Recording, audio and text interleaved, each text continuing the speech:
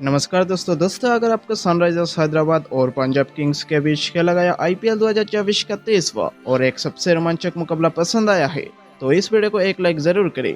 दोस्तों आईपीएल 2024 का 23वां और एक सबसे रोमांचक महामुकाबले में आईपीएल इतिहास का जो सबसे बड़े टीमें एक दूसरे से भिड़ी। दोस्तों इस बार पैट कमिंस के सनराइजर्स हैदराबाद शिखर धवन की पंजाब किंग्स के सामने खड़ी थी। दोस्तों इस महामुकाबले में पंजाब किंग्स ने पहला टेस्ट जीतकर गेंदबाजी करने का फैसला किया और सनराइजर्स हैदराबाद को बल्लेबाजी करने का आमंत्रित किया। तो वही सनराइजर्स हैदराबाद की तरफ से पहले ओपनिंग करते हुए अभिषेक शर्मा और ट्रेविस हेड की जोड़ी मैदान पर उतरे।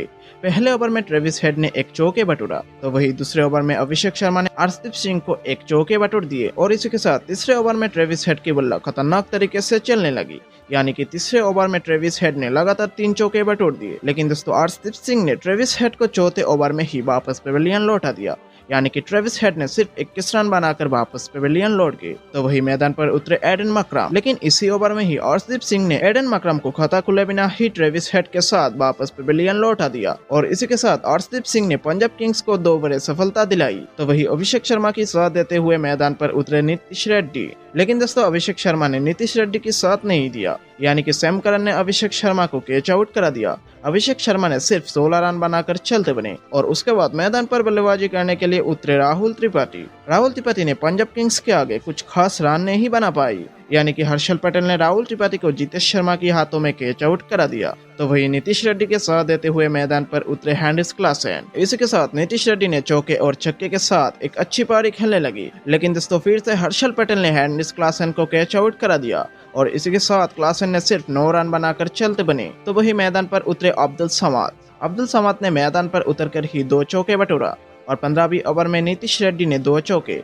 और 2 छक्के के साथ अपनी अर्धशतक पूरा कर लिया और 15 ओवर के बाद सनराइजर्स हैदराबाद ने 5 विकेट के नुकसान से 133 रन बना चुके थे। तो वही अब्दुल समाद ने भी एक अच्छी पारी खेलने लगी, लेकिन दोस्तों अर्शदीप सिंह ने अब्दुल समाद के बल्ला चलने नहीं दिया। यानी कि अर्शदीप सिंह ने अब्दुल समाद को कैच आउट करा दिया। हालांकि अब्दुल समाद ने 12 बॉल में 25 रनों की पारी खेलकर चलते बने। इसी के साथ ही इसी ओवर में नीतीश रेड्डी को भी अर्शदीप सिंह ने पेविलियन का रास्ता दिखा दिया। नीतीश रेड्डी ने 64 रनों की पारी खेलकर वापस पेविलियन लौट गए। तो वही मैदान पर उतरे सनराइजर्स के कप्तान पैट कमिंस, लेकिन रबाडा ने पैट कमिंस को सीधे क्लीन बोल्ड कर दिया और कमिंस ने सिर्फ 3 रन बनाकर चलते बने। तो वही शहबाज अहमद मैदान पर उतरकर ही एक चौके और एक छक्के लगाई और 20वीं ओवर में सैम करन ने भुवनेश्वर की विकेट लेकर पंजाब किंग्स को और एक सफलता दिलाई और लास्ट गेंद में जयदेव उनदकट ने एक छक्के के साथ सनराइजर्स हैदराबाद को 9 विकेट के नुकसान से 182 रनों की लक्ष्य खड़ा किया।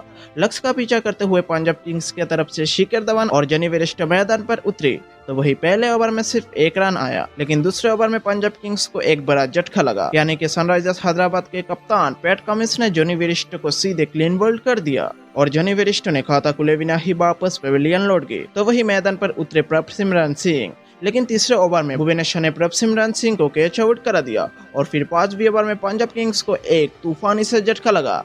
यानी कि भुवनेश्वर ने शिखर धवन को भी पेविलियन लौटा दिया। शिखर धवन ने सिर्फ 14 रन बनाकर चलते बने। अब पंजाब किंग्स को जिताने के लिए मैदान पर खड़ी थी सैम करन और सिकंदर राजा। तो वही दोनों ने सिंगल रन और चौके के साथ लक्ष्य का पीछा करने लगी थी, लेकिन फिर 10वीं ओवर की पहले गेंद में ही नटराजन ने सैम करन को कैच आउट करा दिया और सैम करन ने 29 रनों की पारी खेलकर वापस पेविलियन लौट गए। और फिर मैदान पर उतरे शशांक सिंह, जिन्होंने पिछले मुकाबले अकेले पंजाब किंग्स को जीत दिलाई थी। अब बारी थी आज के मुकाबले में पंजाब किंग्स को जीत दिलाने, लेकिन दोस्तों 14वीं ओवर में जयदेव उनदकट ने सनराइजर्स हैदराबाद को सफलता दिलाते हुए सिकंदर राजा को कैच आउट करा दिया। सिकंदर राजा ने 28 रनों की पारी खेलकर चलते बने। तो वही मैदान पर उतरे जितेश शर्मा ने मैदान पर उतरकर ही चौके और छक्के मारने लगी, लेकिन नीतीश रेड्डी ने जितेश शर्मा को कैच आउट करा दिया। जितेश शर्मा ने 11 बॉल में 19 रन बनाकर वापस पेविलियन लौट गए और फिर मैदान पर उतरे आशुतोष शर्मा और उसके बाद दोनों की यानी शशांक सिंह और आशुतोष शर्मा की पार्टनरशिप खतरनाक तरीके से चलने लगी और फिर पंजाब किंग्स को जीतने के लिए चाहिए थी 12 बॉल में 39 रन। तो वही 19वीं ओवर में लक्ष्य का पीछा करते हुए आशुतोष शर्मा ने एक चौके और शशांक सिंह ने एक चौके बटोरा, लेकिन फिर आखिरी ओवर में पंजाब किंग्स को जीतने के लिए चाहिए थी 6 गेंदों में 29 रन। तो वही पहले गेंद में ही आशुतोष शर्मा ने एक छक्का बटोर दिए और उसके बाद जयदेव उनटकर ने अंडर प्रेशर से 2 वाइड भी कर लिया और अब पंजाब किंग्स को चाहिए थी 5 गेंदों में 21 रन। तो वही फिर से दूसरे गेंद में ही आशुतोष शर्मा ने एक लंबी छक्का बटोरा, लेकिन उसके बाद जयदेव उनटकर ने अपनी जादू दिखाते हुए 3 बॉल में सिर्फ सिंगल रन ही आया और आखिरी गेंद में शशांक सिंह ने एक लंबी छक्का लगाया। लेकिन दोस्तों दुख की बात है कि पंजाब किंग्स ने 2 रन से ये महामुकाबला सनराइजर्स हैदराबाद के सामने हार गया। लेकिन शशांक सिंह और आशुतोष शर्मा ने सनराइजर्स हैदराबाद के सामने एक विस्फोटक पारी खेली। हालांकि शशांक सिंह ने 46 रन और आशुतोष शर्मा ने 33 रन बनाकर नॉट आउट रहे। तो दोस्तों ये महामुकाबला अगर आपको पसंद आया है तो इस वीडियो को एक लाइक जरूर करें और इसी तरह की IPL मैच की हाइलाइट्स वीडियो पाने के लिए चैनल को जरूर सब्सक्राइब करें।